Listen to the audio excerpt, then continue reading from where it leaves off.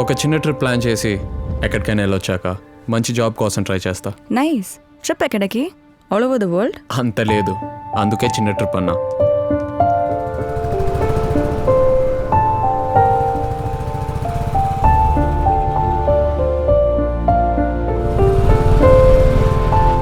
లేదు సార్, నాకు ఇక్కడి నుంచి వెళ్ళాలన్న ఆలోచనే లేదు.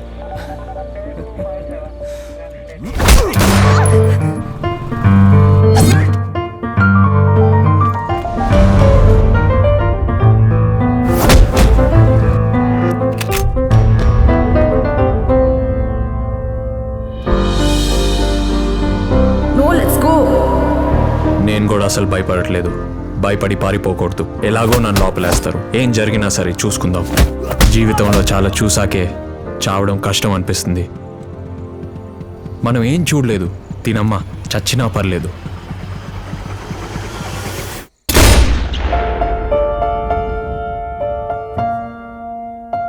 కానీ లైఫ్లో ఎప్పుడైనా ఏమైనా జరగచ్చు.